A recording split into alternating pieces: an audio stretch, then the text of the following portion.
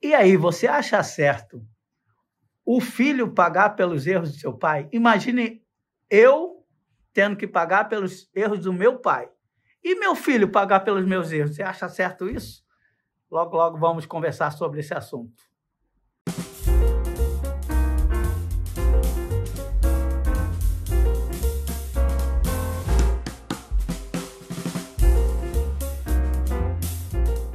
Olá, que bom estarmos juntos. Essa é a Escola Bíblica Dominical da Igreja Batista de Barão da Taquara. Praça Seca, 32 é o nosso endereço. Estamos aqui para estudar a Bíblia, a Palavra de Deus.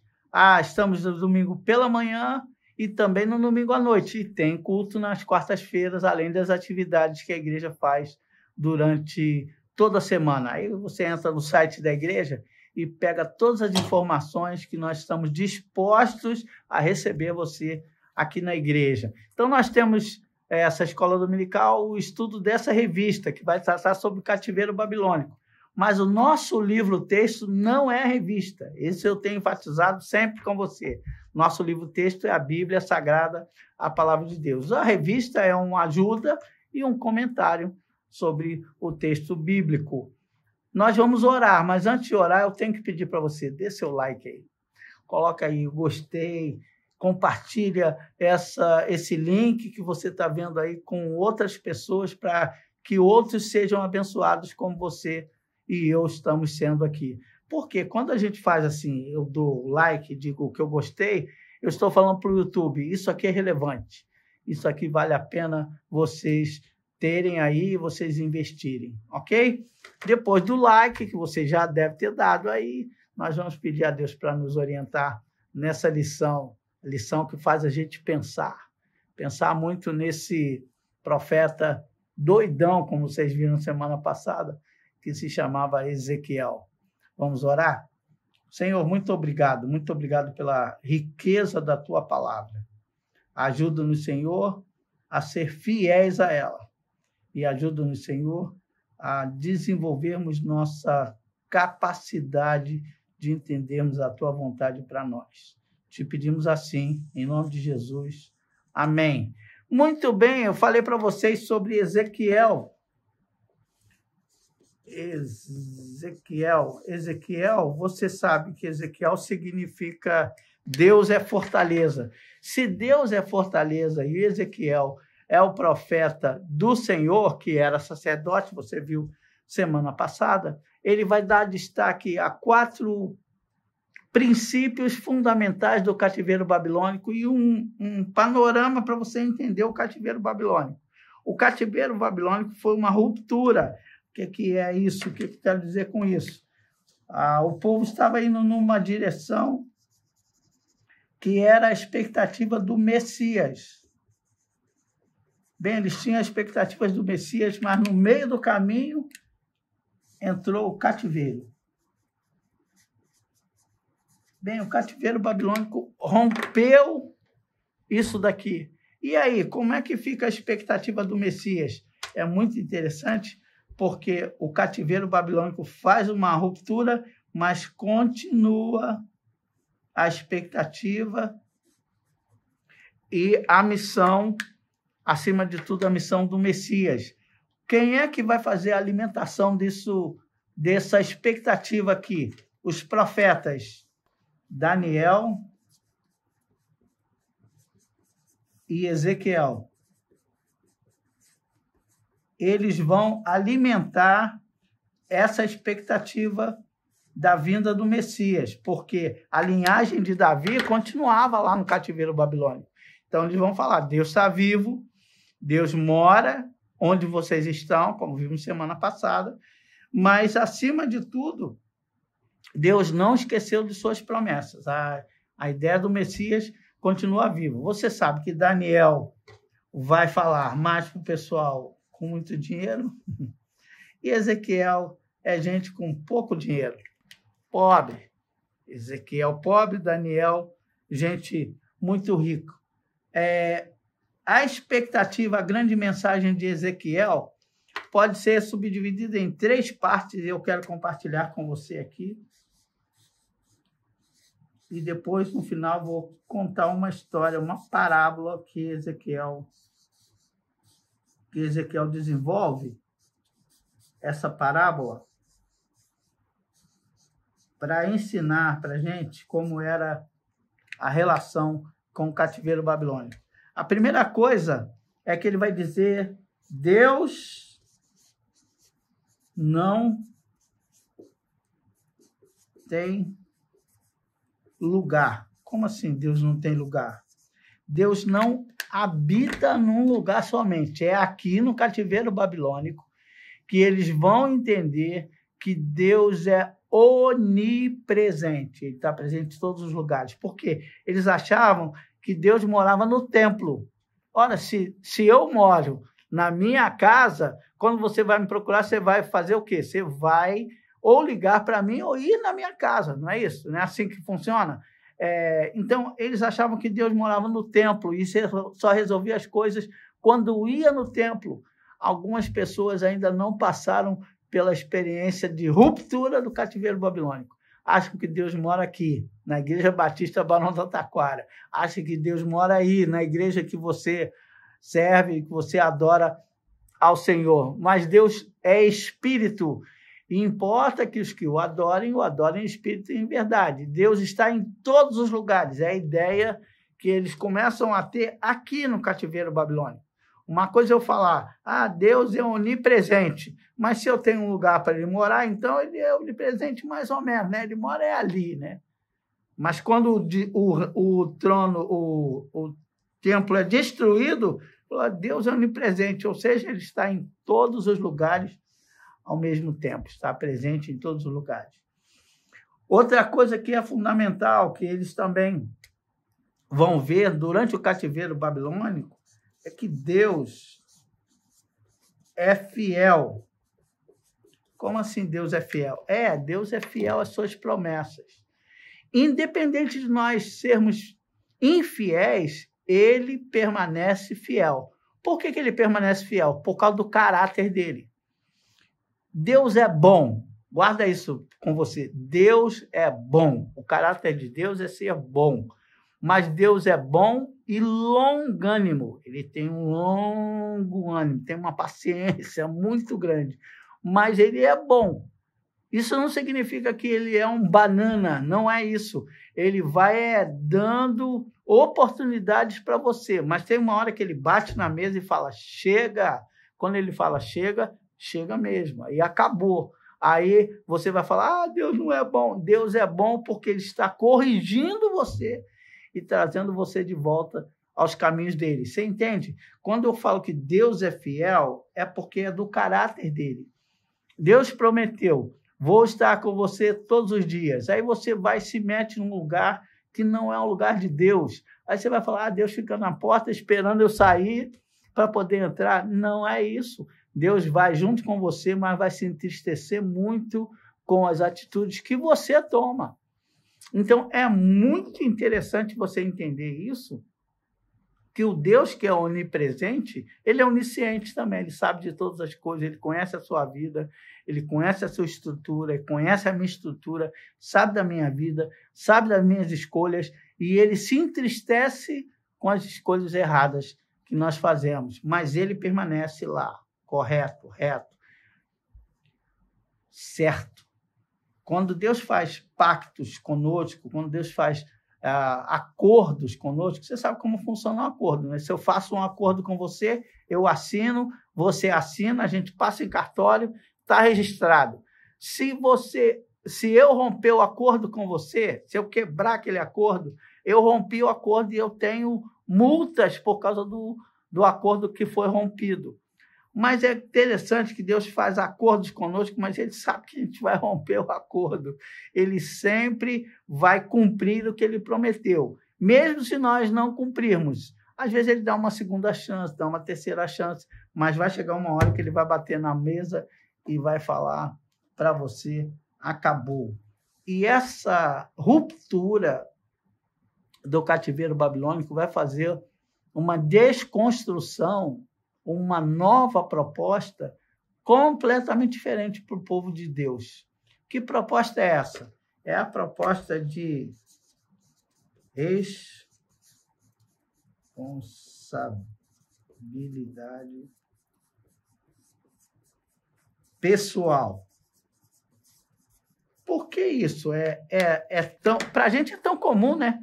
Cada um é responsável pelos seus próprios atos. Para a gente é tão simples, mas para aquele povo não era. Por que não era simples para eles? Porque eles eram o povo de Deus.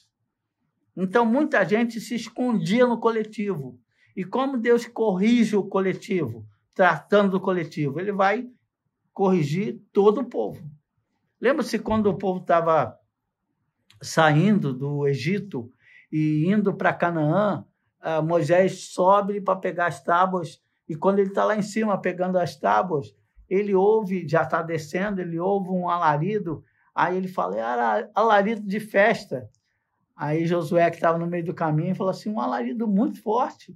Aí Deus fala, Moisés, deixa de ser tolinho, não é festa, não, é o bezerro, eles estavam fazendo o bezerro de ouro. E o que Moisés faz? Revoltado, ele vai e quebra as tábuas do pacto. E todas as pessoas que estavam fazendo adoração ao bezerro são sacrificadas. É muito interessante você perceber isso, por exemplo, na história de Acã. Você lembra da história de Acã? Acã escondeu o ouro, a capa e a prata. Era a musiquinha que a gente aprendia quando os juniores, né? Acã escondeu o ouro, a capa e a prata. É a história de Josué, que derruba as muralhas de Jericó, e a cidade seguinte para ser conquistada é a cidade de Ai. Mas aquela cidade vence os judeus. Por que ele vence o Israel de Deus? Porque uma pessoa fez alguma coisa errada. Ora, se está no grupo e uma pessoa fez alguma coisa errada, Deus puniria o Acã, mas Deus não pune o Acã. Deus pune toda a nação. Toda a nação paga por causa do pecado de Acã. E quem é que vai sofrer as consequências do pecado de Acã? Toda a nação e especialmente a família de Acã. Depois você lê lá no livro de Josué essa história. Quando descobrem Acã, morrem os filhos de Acã e todas as pessoas ligadas à tribo de Acã, ao clã de Acã. Isso vai ser rompido no cativeiro babilônico. Por quê no cativeiro babilônico? Porque Deus não vai mais tratar as pessoas como um grupo. Até porque o grupo se dividiu, né? Era Reino Unido, Reino dividido. Aí já tem gente que era da Síria, que veio aqui.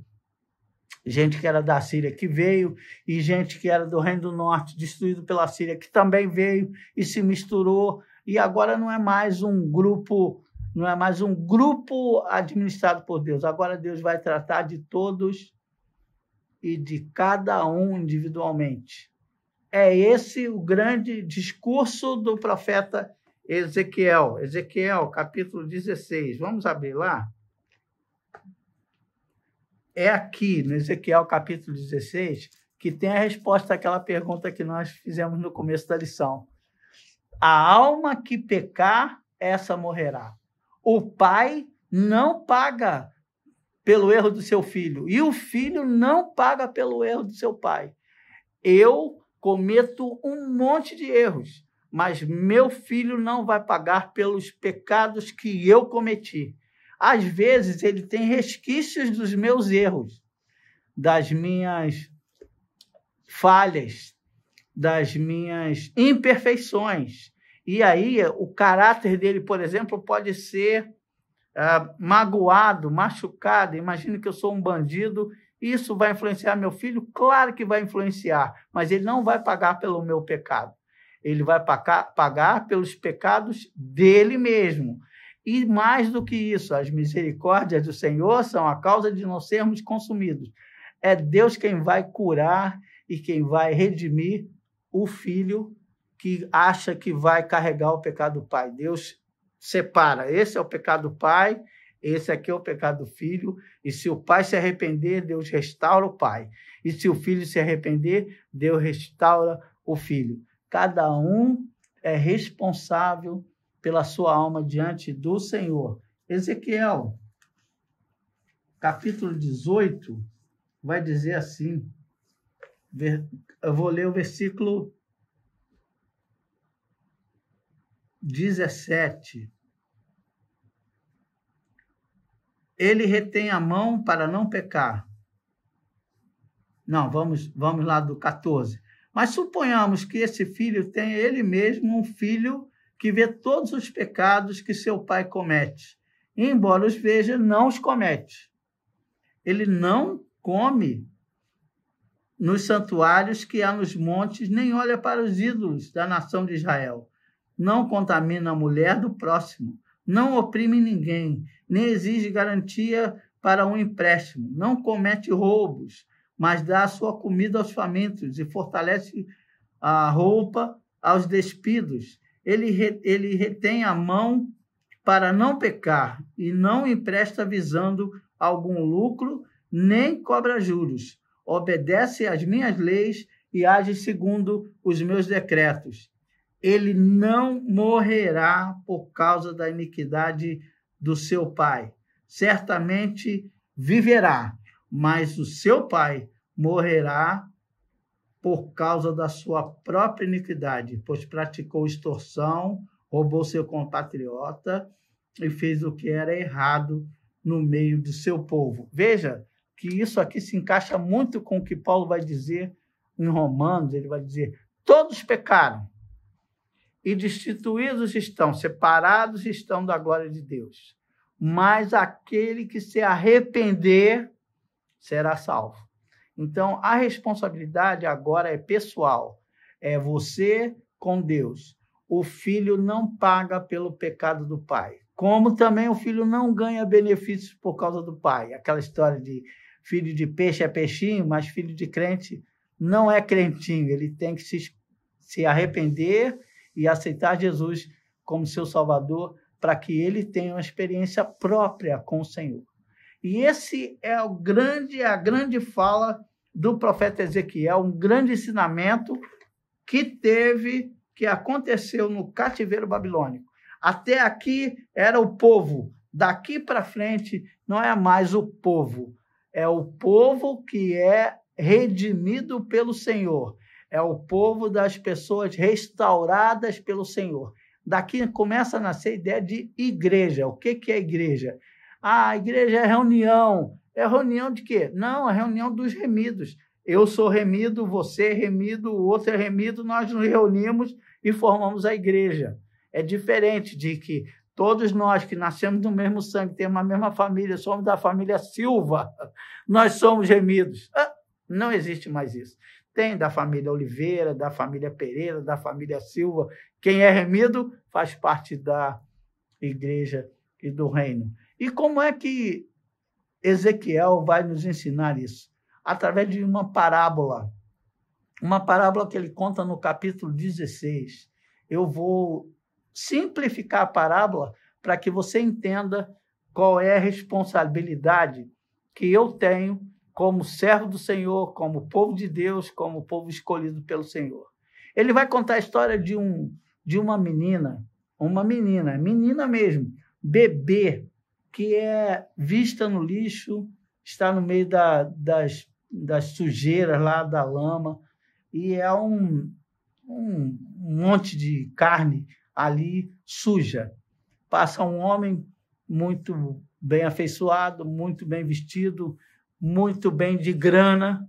Ele olha aquela pessoa, aquela menina ali, se compadece dela, pega ela do meio da lama, suja suas mãos e leva ela para casa. Dá banho, deixa a menina com fraldas, deixa a menina bem bonita, e aí é um bebê querido, um bebê amado, e essa menina vai crescer com esse pai sendo acarinhada por ele. Ele paga escola, ele vai pagar tutores para cuidar dela, se alimenta bem. Só que quando essa menina chega no período da puberdade, da adolescência, ela começa a abusar do pai. Em que sentido? Abusar no sentido financeiro. Ela começa a usar o dinheiro do pai para fazer coisas que não deve. Por exemplo, pega o dinheiro do pai e vai comprar drogas. Drogas para quê? Para se drogar e para drogar as pessoas que são amigos dela. Veja que situação. Como é que o pai se sente numa situação dessa, num episódio desse? Depois ela faz mais que isso. Ela sabe que está mexendo com o pai e o pai a tem em casa e ela começa a se prostituir. Imaginem. Aquela menina pega na lama, saiu da lama, cuidada pelo pai, esse homem cuida dela o tempo inteiro, respeita a menina o tempo inteiro. Quando ela chega na juventude, ela começa a se prostituir e agora ela faz pior do que as próprias prostitutas, porque a prostituta vende o seu corpo, mas ela não, ela ainda dá dinheiro para as pessoas que abusam dela. E o dinheiro é de quem? O dinheiro é do pai. Olha que coisa absurda. Eu estou simplificando a história que depois você deve ler em Ezequiel, capítulo 16. Depois que ele conta toda essa história, aí o pai coloca a menina para fora de casa. Quando coloca para fora de casa e os homens que a prostituíam não ganham dinheiro com isso e ela volta à lama, literalmente volta à lama, ela fica sem nada, sem o dinheiro do pai, sem o dinheiro dos amantes, sem o dinheiro das outras pessoas. E sabe o que acontece? O pai passa na rua, vê ela de novo na lama, agora adulta, pega ela de novo, leva para casa novamente. E Ezequiel diz que essa é a história de Deus com o povo dele. Isso me assusta. Pensar que Deus me tirou de um poço de lama e perdição, colocou os meus pés sobre a rocha. O que é que eu vou fazer com isso? É a responsabilidade pessoal. O que eu vou fazer com os dons, com os talentos, com as oportunidades, com a bênção que é ter a paz, que excede a todo entendimento, estar na casa do Pai. Eu vou me prostituir? Eu vou me vender? Eu vou explorar o que meu Pai me dá? Não, eu posso fazer diferente disso.